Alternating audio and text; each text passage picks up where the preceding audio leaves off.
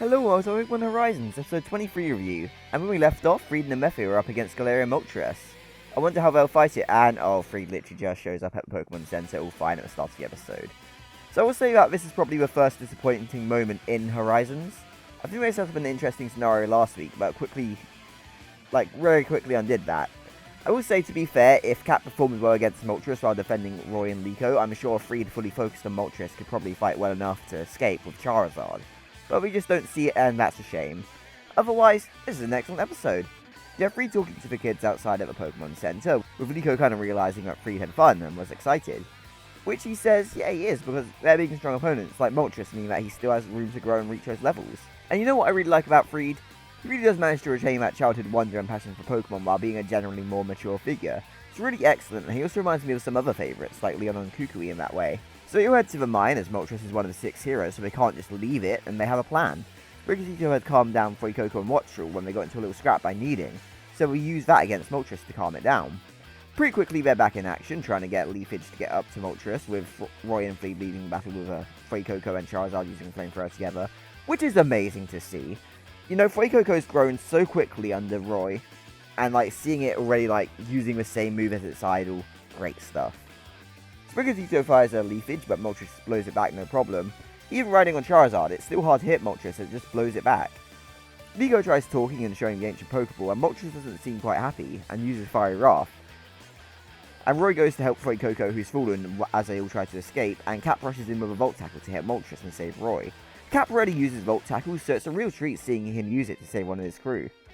Eventually Arboliva comes out with his Pokeball and faces Moltres, setting a Grassy Terrain that powers Leafage up, with Pendant reacting too.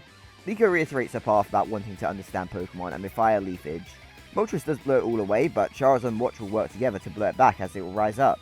One more Leafage has Moltres calm down, and lands to see the Pendant. So just before going into everything else that happens, I think this is a pretty neat concept for a battle.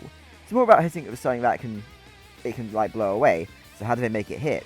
And even Arboliva coming out wasn't really a Deus Ex Machina or something like that. It just gave Sprigatito a bit more oomph, and it feels a bit more realistic for this being how Liko and Roy can even stand up to a legendary.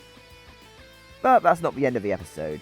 We have the Terrapagos coming out of Pendant again, which feels crazy to see, seemingly having a little chat with Moltres. And Moltres starts to cry as the inside of the cave mists up and starts to seem to rain.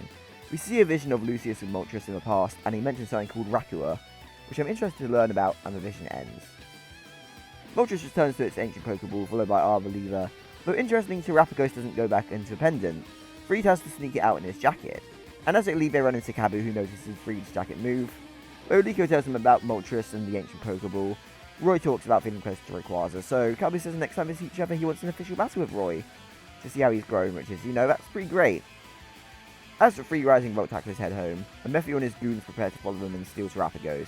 And looking at the upcoming events trailer, looks like we're in some pretty nutty content. So all in all, I think this is a pretty great episode. The teamwork of our 3 characters was really great, and the highlight to see, really. And how they approached this insurmountable opponent was awesome. Seeing them all get the idea at the same time, when they see Sprigatito coming, Wattrel and Fuecoco, it's fantastic. They all share the same brain cell. And then on top of that, Freed encouraging both, telling them to relax as they approach the mine so they can go further if they're ready for anything. And yeah, as I said, it's quite disappointing to see Freed and Mephi's escape completely glazed over. But at the same time, that allows us to get a full episode of Freed and the kids together, getting ready for the battle and putting that plan into play.